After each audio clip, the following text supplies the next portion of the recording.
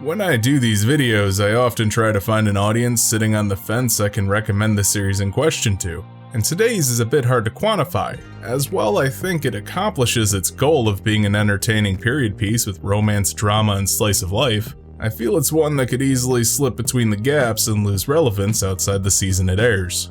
So let's try and rectify that by maybe raising some awareness about Arte. Getting into it, Arte is a story taking place in the 1500s during the Renaissance in Florence, Italy, loosely inspired by the life of Artemisia Gentileschi, a renowned female painter from that time period, and legit a person you should read about because her life was pretty damn interesting. Arte presents a girl's escape from the metaphorical prison of being a pretty-faced noblewoman bound to marry for money into the life of an apprentice artist. A markedly non-female profession around that time, as most workshops were ran and operated by men. Looking at it like that, it comes off as a bit derivative, since women doing culturally male jobs has been around as long as the concept of male jobs. But it feels fresh here, probably due to the historical distance. It immediately invokes the images of women's suffrage and struggles for gender equality in the minds of its viewers. That a girl attempting to insert herself into a typically male-dominated role faces pushback and hits delightfully narratively fulfilling story beats like proving her worth and making her critics eat their words.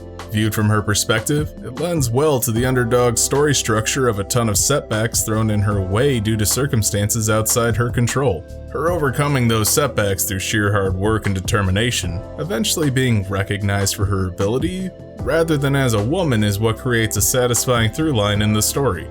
A go-getter like Arte tends to endear the audience to her plight, so I can certainly identify with her work ethic. Adding on to that is her sheltered upbringing, lending to some life lessons about the less savory aspects of the world, which in turn leads to some nice character development over the course of the show, leaving us with a likable character to boot. So we see our protagonist. Her goal is clearly defined, her starting state isn't desirable and is framed through that lens, and we have her moving towards her dream on an uphill struggle. What's not to like? Well, the conflict does feel a bit one-note at times. She's a woman and, gasp, that's not what a woman's supposed to be doing, scoffs the entire world as Arte proceeds to do exactly what she wants to, and how dare she act like a person with wants and desires. Where the series gains some variety is in dealing with romance and drama. As believe it or not, Arte isn't solely defined as being a woman wanting to do art.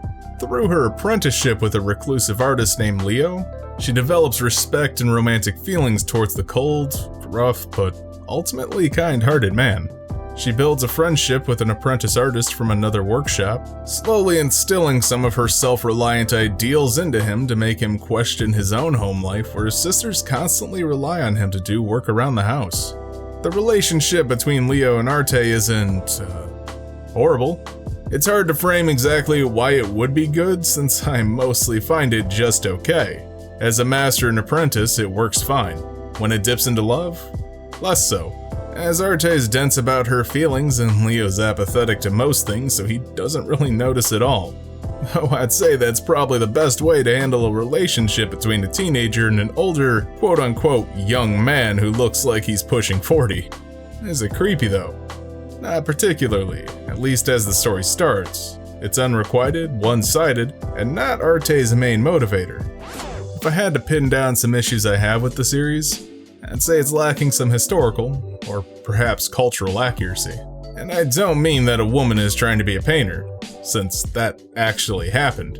What I mean are small things, like a 16th century Italian man whose last name is Parker, or the usage of Japanese gestures in this setting. Does that make the series bad? God no. It's nitpicking, but it does draw me out of the experience a bit when looking up some common names and Western body language isn't unreasonable in the age of the internet. The characters are a bit nebulous in their maturity, if that makes any sense. Arte's a late teenager on the cusp of adulthood, but sometimes acts as though she's a child. Leo's meant to be in his mid-20s, I guess, but has the temperament of an old man raising a granddaughter. That leads to some mixed feelings about their interactions, but it doesn't necessarily conflict as it's consistent throughout. It just feels off at times on an instinctual level.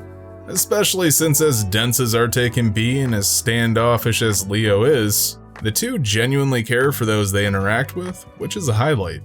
If you're here more for a deep plot than a story about life, you'll find yourself disappointed. This show does err more on the slice of life side of the equation, despite having a premise with enough story potential to flesh out a 12-episode anime quite easily on that merit alone. That's not so much a detracting factor for me, but reading the description it's bound to rope in some more story-driven viewers with its less standard setting and bio.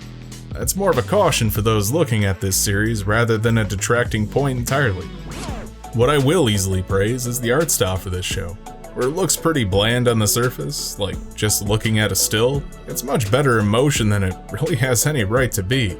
The colors are bright and vibrant with a lot of shades and tints. That's darker and lighter colors for you non-art snobs.